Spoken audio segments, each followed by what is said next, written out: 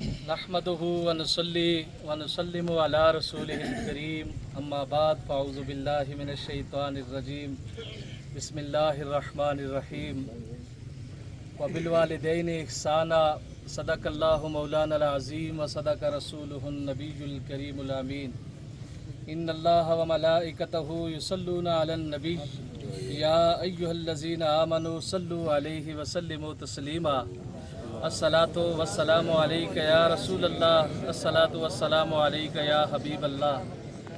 अहबाब ज़ी वक़ार, जैसा कि हम सब पे आया है कि आज हम हाफिज़ मोहम्मद अरशद साहब के वालिद ग्रामी की नमाज जनाजा में शरीक हैं। दुआ करते हैं कि या रब्बल आलमीन हम सब की हाज़िरी अपनी बरगाह समादियत में कबूल फरमा और इन बुज़ुर्गों की बरज़खी ज़िंदगी को आसान फरमा। कुरान पाक में अल्लाह रब्बुल इज़्ज़त इरशाद फरमाता है वबिल वालिदैनि इहसाना, कि वालिदैन के साथ भलाई करो, हुस्न सलूक से पेश आओ। इम्मा यबलुगन्ना इंदकल किबरा अहदुहुमा औ किलाहुमा, फरमाया तुम्हारी मौजूदगी में अगर उनमें से कोई एक या दोनों बुढ़ापे में पहुंच जाएं, फला तकुल्लहुमा उफ़िन, बस तुमने उन्हें उफ़ तक भी नहीं कहना है, वकुल्लहुमा कौलन करीमा, और तुमने उनके साथ नरम लहजे में गुफ्तगू करनी है। क्यों? इसलिए कि फरमाया कि जब तुम बचपन में थे, छोटे थे, बेसहारा थे, तुम्हारी उन्होंने परवरिश की, तुम्हें जवान किया, आज तुम जवान हो, वो बुढ़ापे में हैं, बिस्तरे मर्ग पर पड़े हैं, और जब इंसान बीमार हो जाए, बिस्तरे मर्ग पर पड़ जाए, खून की कमी की वजह से, कमज़ोरी पैदा होने की वजह से उसके अंदर चिड़चिड़ापन पैदा हो जाता है, वो औलाद की छोटी छोटी बात पे भी गुस्सा करता है, इसलिए कि उसकी बर्दाश्त ख़त्म हो जाती है। तो फरमाया जब ऐसा मौका आ जाए कि तुम जवान हो, वो बीमार हो, मरीज़ हो, बिस्तरे मर्ग पे हो, कमज़ोर हो, तुम्हारी छोटी छोटी बातों पे अगर उन्हें गुस्सा भी आ जाए तो फरमाया किसी हालत में भी वो हो, फला तकुल्लहुमा उफ़िन, तुमने अपनी ज़ुबान पे उफ़ तक नहीं कहना है, वकुल्लहुमा कौलन करीमा, और जब भी तुमने उनसे गुफ्तगू करनी है, नरम लहजे में गुफ्तगू करनी है, और उनके लिए दुआ किया करो। क्या? रब्बिरहमहुमा कमा रब्बयानी सगीरा, मौला तू हम पर रहम फरमा कि जिस तरह उन्होंने बचपन में मुझे पाला था। आज ये बुज़ुर्ग दुनिया से जा रहे हैं, खुश नसीब हैं। मुझसे कबल भी उलमाए किराम ने इसी हवाले से गुफ्तगू फरमाई कि जो दुनिया से जाने के बाद इंसान के लिए सबसे बेहतर पीछे रहने वाली उसकी नेक औलाद होती है कि जो उसके लिए दुआएं मग़फ़िरत करती रहती है। ये बुज़ुर्ग इस एतबार से भी खुश नसीब हैं कि इन्होंने अपने पीछे एक हाफिज़ कुरान की सूरत में, एक आलिम दीन की सूरत में अपना सरमाया पीछे छोड़ कर जा रहे हैं। हमारी उम्मीद है, हमारा ये यकीन है कि जब तक ये हाफिज़ साहब या इनकी दिगर नेक औलाद इनके लिए दुआएं मग़फ़िरत करती रहेगी, उनके नामा अमाल में नेकियां दर्ज होती रहेंगी। हुज़ूर सल्लल्लाहु अलैहि वसल्लम ने फरमाया क़यामत के रोज़ कुछ ऐसे लोग भी अल्लाह की बारगाह में उठाए जाएंगे कि जब दुनिया से रुखसत हुए उनके गुनाह ज़्यादा थे, नेकियां कम थी, लेकिन जब वो उठाए जाएंगे उनकी नेकियां ही नेकियां होंगी, गुनाह मिट चुके होंगे। अल्लाह की बारगाह में अर्ज़ करेंगे बारी इला हमारे गुनाह किस तरह मिटे, ये नेकियां ही नेकियां हैं। बुखारी शरीफ की हदीस के अल्फाज हैं, हुज़ूर सल्लल्लाहु अलैहि वसल्लम ने फरमाया, रिवायात दो तरह की हैं।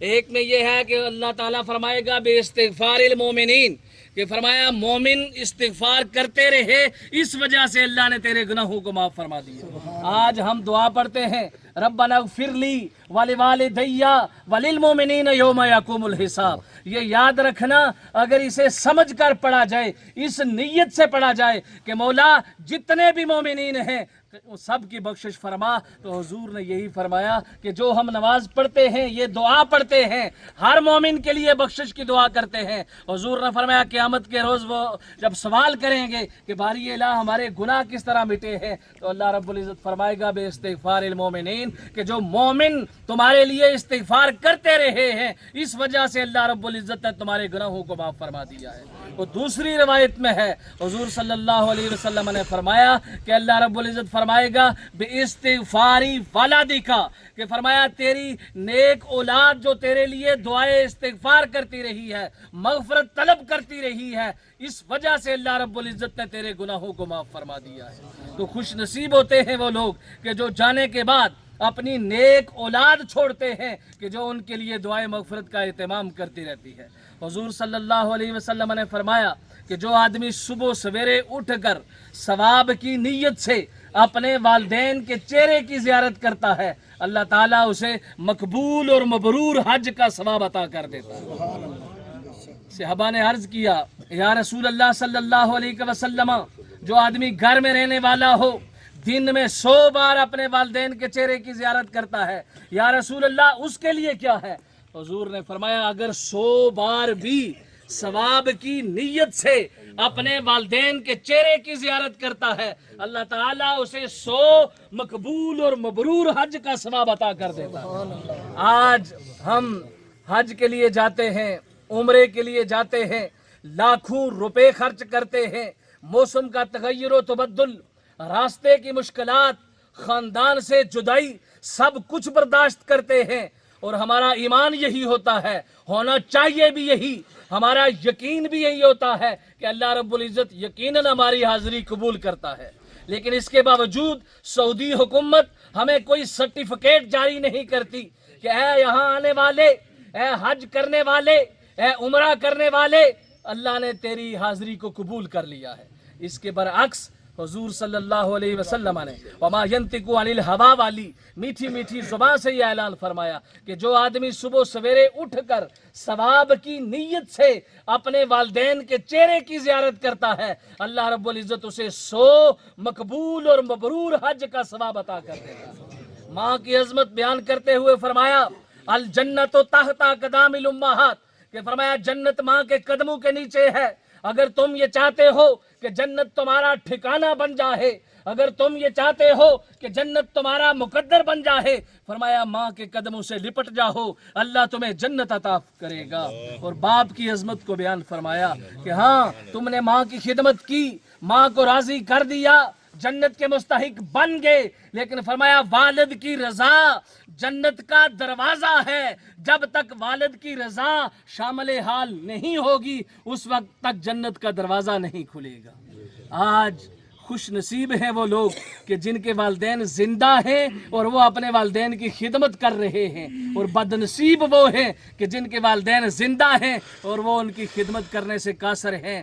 آج یہ دیکھ لیجئے خوش نصیب ہیں یہ بزرگ کہ آج اپنے ورثے میں جس طرح باقی اولاد چھوڑی ہے حافظ قرآن کی صورت میں چھوڑ کر جا رہے ہیں، اور یہی نسبت کا کمال ہے کہ آج دیکھ لیجئے 20 حفاظ کرام، 20 علماء کرام آج ان کی نماز جنازہ میں شریک ہیں۔ میں یہ سمجھتا ہوں کہ یہ سب نسبت کا کمال ہے، ایک نسبت ہے، کوئی برادری نہیں دیکھی جاتی، کوئی سیاسی تعلق نہیں دیکھا جاتا، کسی سیاسی جماعت سے وابستگی کو نہیں دیکھا جاتا۔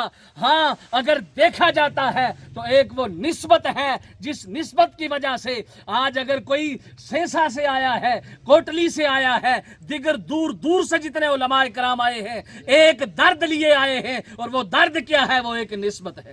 حضرت عمر فاروق رضی اللہ تعالیٰ عنہ، یکم محرم الحرام کو ان کا یوم شہادت، آخری بات کہنے کے بعد اجازت چاہوں گا، آپ جب امیر المومنین بنے، خلیفۃ المسلمین بنے، کعبے کا طواف کرنے کے لیے آئے، واپس جب حرم شریف سے باہر نکلے، ایک درخت کے نیچے کھڑے ہو کر رونا شروع کر دیا، اتنا روئے کہ صحابہ عرض کرتے ہیں امیر المومنین کس چیز نے آپ کو رلا دیا؟ آپ فرمانے لگے مجھے بچپن کا ایک واقعہ یاد آ گیا۔ پوچھا وہ کیا؟ آپ فرمانے لگے میں جب چھوٹا ہوا کرتا تھا یہاں اونٹ چرانے کے لیے آیا کرتا تھا، اور میں اتنا سادہ تھا کہ مجھے اونٹ چرانا بھی نہیں آتے تھے۔ ایک دن میرے والد گرامی خطاب بڑے سخت مزاج انسان تھے، انہوں نے میرا پیچھا کیا، یہاں پہنچے، میں بیٹھا ہوا تھا یہاں، مجھے پوچھنے لگے اونٹ کہاں ہیں؟ اونٹ دور دور تک نکل چکے تھے، میرا جواب دینے کے لیے میرے پاس کچھ الفاظ نہ تھے۔ آپ فرمانے لگے کہ مجھے انہوں نے اتنا مارا کہ میں بیان نہیں کر سکتا۔ آج مجھے وہ بچپن کا واقعہ یاد آ رہا ہے۔ میں تو وہ عمر تھا کہ جسے اونٹ چرانا بھی نہیں آتے تھے، آج وہی عمر ہوں۔